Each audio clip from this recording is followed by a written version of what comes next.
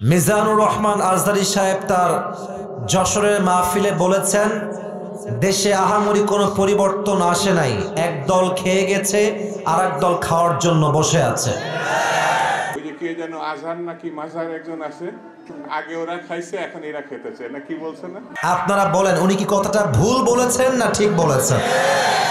আপনারা বাঘের মতো আমাকে উত্তর দিবেন আওয়াজ করে। প্রিয় কলিজার টুকরা রংপুরের ভাইরা, আজহারী সাহেব কি কোনো দলের নাম উল্লেখ করেছিলেন? এই যে আস্তে কথা বললেন, কোন দলের নাম বলেছেন?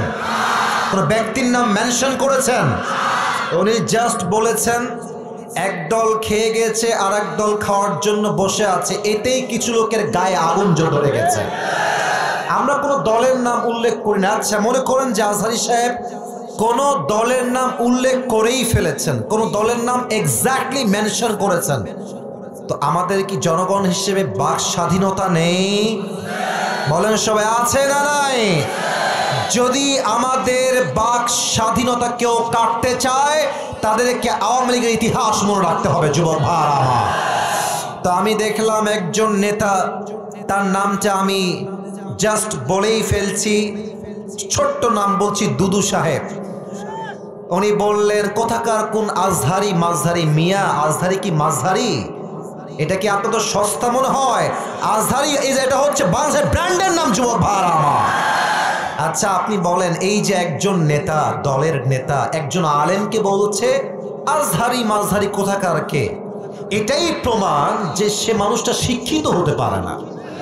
একজন শিক্ষিত মানুষ আলেমকে কথা বলবে পরিপূর্ণ শ্রদ্ধার সাথে, সম্মানের সাথে। রংপুরের ভাইরা আমার, আচ্ছা আপনি আমাকে বুঝায় বলেন, মনে করেন যে আজহারী সাহেব কোনো একটা কথা ভুলই বলেছেন, আমরা কারো অন্ধভক্ত নই, আমরা অন্ধভক্ত নই, ভুল হলে ভুল, ঠিক আছে, আপনি দ্বিমত পোষণ করবেন, এটার তো একটা আদব আছে, এটা সম্মান আছে। আপনি বলবেন যে আমাদের সকলের প্রিয় মিজানুর রহমান আজহারী সাহেব কথা বলেছেন, আমার মনে হয় ব্যাপারটা এরকম না হয়, এরকম হলে আরো ভালো হতো। আপনি রেসপেক্ট দিয়ে বলেন। আপনি যখন আজহারীকে মাঝহারি বলে গালি দেন, কলিজার টুকরা যুবকদের রক্তক্ষরণ শুরু হয়ে যায়। যুবক ভাই, তবে হ্যাঁ, একজন বললেন যে আজহারী সাহেবকে, আসেন আপনি রাজনীতিতে নাম লেখান, আপনি রাজনীতি করেন, আপনি ওই দলে যান, সেই দলে যান। যশোরের মাহফিল আপনার ইউটিউবে আজকে সার্চ দিবেন, জুম করবেন যশোরের মাহফিলটা, ড্রোন ফুটেজ বা পেছনের ফুটেজ দেখবেন, যত মাহফিলে অডিয়েন্স এসেছে 95 যুবক ভাইরা সেই মাহফিলে এসেছিল।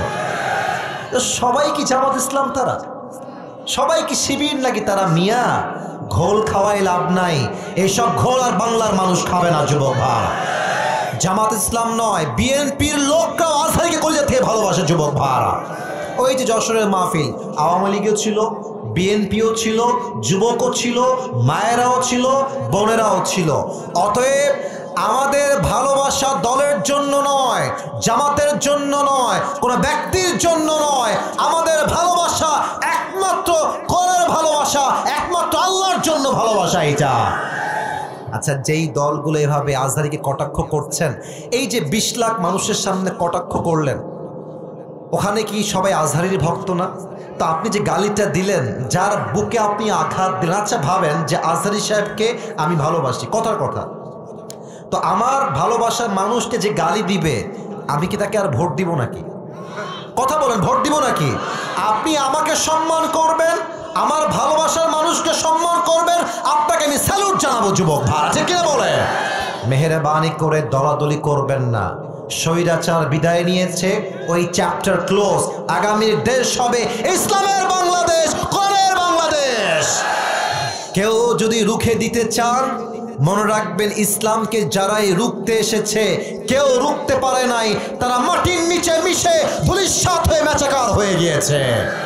আল্লাহ প্রত্যেকটা মানুষকে কথাগুলো বোঝা এবং আমল করার তৌফিক দান করুক। পড়েন সবাই আমিন।